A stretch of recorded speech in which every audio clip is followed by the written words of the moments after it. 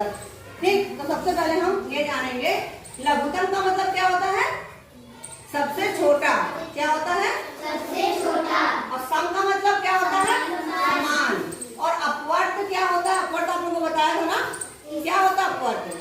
किसी संख्या को गिनती 1 2 3 4 से लगा देने को उस संख्या को अपवर्तक मिल जाता है। अपवर्त मिल जाता है। ठीक है, तो अपवर्त किसी भी संख्या को अगर हम 1 2 3 4 से गुणा करेंगे तो हमें उस संख्या का अपवर्त मिल जाएगा। अपवर्त मतलब इसको अंग्रेजी में कहते हैं मल्टीपल। ठीक है, तभी इसको कहते हैं, इसको अंग्रेजी में हम बोलते हैं LCM, है ना, ये बोलते हैं। ठीक है, लीस्ट कॉमन मल्टीपल। ठीक, इसको हिंदी में बोलते हैं अपवर्त। तो जब हम अपवर्त हमको समझ में आ जाएगा तो हमें लघुत्तम समापवर्त समझ में आ जाएगा। पहले हम अपवर्त जानेंगे, फिर समान जानेंगे, फिर लघुत्तम जानेंगे, तो हमें ये समान समझने में ज्यादा आसान हो जाएगा।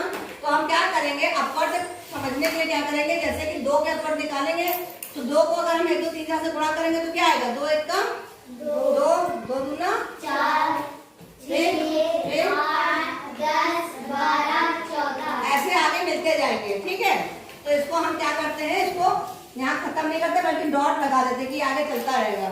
इसी तरह से 3 के अपवर्त बताएं, 3 6 9 12 15 18 और आगे ये बढ़ता रहेगा। ठीक है, तो डॉट लगा देते कि आगे गिनती चलती रहती है। फिर इसमें 4 में 4 8 12 16 20 और ये आगे बढ़ता जाएगा, ये खत्म नहीं होगा क्योंकि गिनती खत्म होती नहीं है। तो जितना हम गुणा करेंगे वो आगे बढ़ता जाएगा। हमको समझना है तो इसको हम ये समझ लेंगे। तो हमें अपवर्त समझ में आ गए। तो अगर हमको ये निकालना हो कि 2 3 और 4 का लासा निकालेंगे तो सबसे पहले हमने क्या करा, 2 3 4 के अपवर्त निकाल लिए। ठीक, अब हमको ये देखना है क्या 2 3 4 में कोई ऐसा अपवर्त है जो तीनों में आ रहा है?